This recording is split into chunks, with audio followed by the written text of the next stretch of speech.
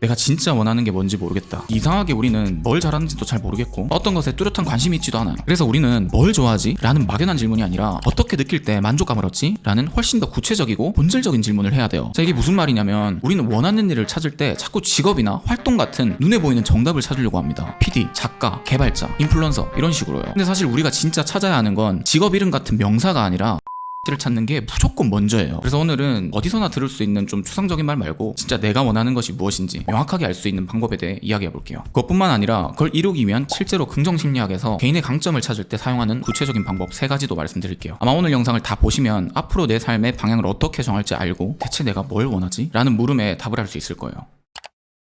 보통 우리가 원하고 좋아하는 걸 찾으려고 탐색할 때 이런 질문을 합니다. 나 뭐 좋아하지? 근데 이런 질문은 높은 확률로 어떻게 이어지냐면 나도 모르게 뭔가 거창한 이미지와 연결이 돼요. 좋아하는 거라고 하니까 엄청나게 열정을 쏟아서 하루 종일 몰입하고 거기만 막 집중하는 모습을 떠올리죠. 그래서 비현실적인 기준의 나의 사소한 즐거움들을 비교하기 시작해요. 난 그냥 다이어리에 일기 쓰는 게 좋은데 이걸로 뭘 하겠어? 나 그냥 라면 먹으면서 먹방 보는 거 좋아하는데 이건 그냥 취미지. 이렇게 나의 사소한 즐거움과 미디어에서 정해준 멋있는 거창한 이미지를 비교해요. 그래서 뭔가 초라해지고 또다시 진짜 내가 원하는 게 뭔지 내 인생을 바칠 무언가를 찾기 시작하는 악순환이 계속 반복되죠. 그래서 우리는 뭘 좋아하지? 라는 막연한 질문이 아니라 어떻게 느낄 때 만족감을 얻지? 라는 훨씬 더 구체적이고 본질적인 질문을 해야 돼요. 근데 사실 우리가 진짜 찾아야 하는 건 직업 이름 같은 명사가 아니라 내가 어떤 느낌을 받을 때 가장 나답고 행복한지, 한마디로 내가 어떨 때 그 기분 좋은 게 느껴지는지, 그 핵심 가치를 찾는 게 무조건 먼저예요. 현대심리학 중에는 행복이 무엇이고 어떻게 사는 것이 행복한지에 대해 연구하는 긍정심리학이라는 분야가 있어요. 그 창시자인 마틴 셀리그먼이 밝힌 사실은 우리가 약점을 보완하려고 애쓸 때보다 자신의 대표적인 강점을 발휘할 때 훨씬 더 큰 행복과 몰입감을 경험한다고 말합니다. 여기서 말하는 대표 강점이 나를 기분 좋게 만드는 고유한 핵심 가치와 정확히 같은 개념이에요. 지금부터 우리가 찾으려는 게 바로 거창한 꿈이나 직업이 아니라 내 삶 속에 숨겨진 기분 좋고 행복을 느끼는 이 대표 감정, 즉 나의 핵심 가치를 발견하는 과정인 거죠. 생각해보세요. 여러분은 어떨 때 와, 나 진짜 좋아 라고 느끼세요? 예를 들어 막 복잡했던 생각을 깔끔하게 정리해서 보기 좋게 만들었을 때 느끼는 어떤 뿌듯함? 어제 몰랐던 걸 새롭게 배우고 깨달았을 때 성장하는 그 기분? 이렇게 여러분들 각자가 고유하게 느끼는 기분 좋은 느낌이 바로 여러분이 가지고 있는 핵심 가치와 연결됩니다. 내가 원하는 일이란 건 결국 이 기분 좋은 순간을 더 자주, 더 깊게 느끼게 해주는 수많은 방법 중 하나일 뿐이에요. 하지만 우리는 왜 이렇게 나 자신을 모르게 된 걸까요? 의지가 약하거나 남들이 하는 만큼 고민이 부족해서일까요? 사실은 그렇지 않아요. 우리 안에는 크게 2가지 버전의 나라는 게 존재해요. 하나는 밖으로 보여지는 나이고 다른 하나는 내 안의 진짜 나죠. 우리는 어린 시절부터 밖으로 보여지는 나를 발전시키는데 모든 에너지를 쏟아붓습니다. 정신분석학에서 칼 융은 이걸 페르소나, 즉 사회적 가면이라는 개념으로 설명을 했어요. 우리가 사회 속에서 관계를 맺고 특정 역할을 수행하기 위해 쓰는 가면을 말한 거죠. 부모님께는 착한 자녀가 되어야 하고 학교에서는 성실한 학생이 되어야 하는 것처럼요. 이건 나쁜 게 아닙니다. 우리가 사회 속에서 관계를 맺고 인정받으며 살아가기 위해 반드시 필요한 과정이니까요. 문제는 이 밖으로 보여지는 가면이 마치 내 전부인 것처럼 느껴버릴 때 시작돼요. 칭찬받으려면 어떻게 해야 하지? 정답은 뭘까? 이렇게 밖으로 보여지는 페르소나의 목소리는 점점 더 커지고 나는 지금 뭘 느끼지? 나는 뭘 할 때 즐겁지? 라고 조용히 속삭이는 내 안에 진짜 나의 목소리는 점점 더 작게 들리게 되는 거죠. 우리는 그렇게 평생을 살아온 겁니다. 그러다 어느 날 갑자기 누군가가 혹은 나 자신이 묻는 거죠. 자, 이제 네가 진짜 원하는 걸 해봐. 당연히 할 말이 없는 거예요. 우리는 다른 사람의 기대나 사회 정답을 읽어내는 데는 전문가가 되었지만 정작 내 마음을 읽는 법은 한 번도 배워본 적이 없는 초보자니까요. 내가 원하는 게 뭔지 진짜 모르겠다는 그 막막함은 현대인에게는 당연하다는 거죠. 좋아하는 일을 해야 할까요? 잘하는 일을 해야 할까요? 이런 질문이 무의미한 이유가 바로 여기 있어요. 좋아하는 일을 해도 즐겁지 않을 수 있고요. 잘하는 일을 하더라도 기분이 안 좋을 수 있어요. 그러니 더 이상 내 운명의 직업은 뭘까? 하는 신기루 같은 질문에 매달릴 필요가 없어요. 지금 당장 우리가 해야 할 건 내가 어떤 사소한 순간에 진짜 좋다라고 느끼는지, 그 기분 좋았던 순간들을 놓치지 않고 발견해내는 게 필요해요. 이게 진짜 나를 알아가는 가장 확실하고 현실적인 방법이에요. 우리는 평균의 함정에 속으면 안 됩니다. 인터넷에 보이는 잘 나가는 사람들, 일찍부터 꿈을 찾고 목표를 향해 달려가는, 보기만 해도 빛나 보이는 사람들, 그런 사람들은 평균이 아니에요. 정말 극소수의 대단한 사람들이죠. 자, 그래서 우리가 이렇게 나에 대해 잘 모르는 게 당연하다는 걸 알았다면 구체적으로 나만의 가치를 찾아낼 수 있는 아주 쉽고 간단한 방법도 말씀드릴게요.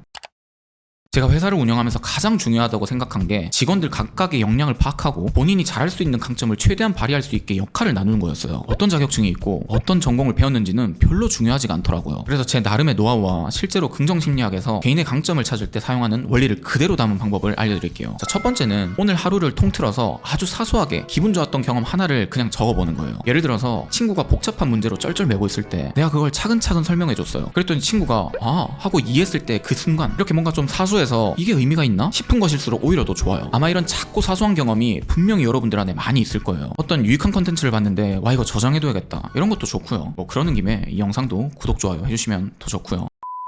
자, 이렇게 사소하게 기분 좋았던 경험을 적어봤다면 다음 두 번째는 그 경험을 통해 내가 느꼈던 감정을 구체적으로 정의하는 거예요. 이 복잡한 문제를 내가 설명해서 친구가 드디어 이해한 걸 했을 때 도움이 되었구나 라는 보람일 수도 있고, 내가 친구 머릿속을 명쾌하게 만들었다는 어떤 뿌듯함 같은 것도 있겠죠. 사소한 경험에서 내가 기분이 좋았는데 그 좋은 감정이 어떤 감정이었는지를 정의하는 거예요. 그리고 마지막 세 번째, 이게 핵심이에요. 만약 내가 보람을 느꼈다면 그 감정을 대체 어떤 부분이 만들어냈는지 그 핵심 가치를 뽑아내는 겁니다. 제가 들었던 예시처럼 복잡한 것을 명확하게 만들고 다른 사람의 이해를 돕는 것, 이걸 하나의 가치로 표현한다면 명료화나 기여 같은 단어가 될 수 있겠죠. 그래서 친구와의 대화라고 생각했던 사소한 순간이 명료함과 기여라는 나만의 중요한 가치와 연결되는 거예요. 우리가 이런 훈련을 많이 해봐야 됩니다. 거창한 꿈이나 목표에서 시작하는 게 아니라 내가 실제로 기쁨을 느꼈던 아주 작은 경험에서 출발하는 거죠. 이게 바로 여러분들 삶에서 무적의 논리가 되어줄 거예요. 왜냐? 진짜 나한테서 찾은 거라 그래요. 자기 자신은 속일 수가 없으니 적어도 스스로에게 있어서는 무적의 논리가 되는 거죠. 이 말은 곧 막연한 불안이 사라지고 내 삶을 어떻게 살아가야 하는지 그 기준이 된다는 말이에요.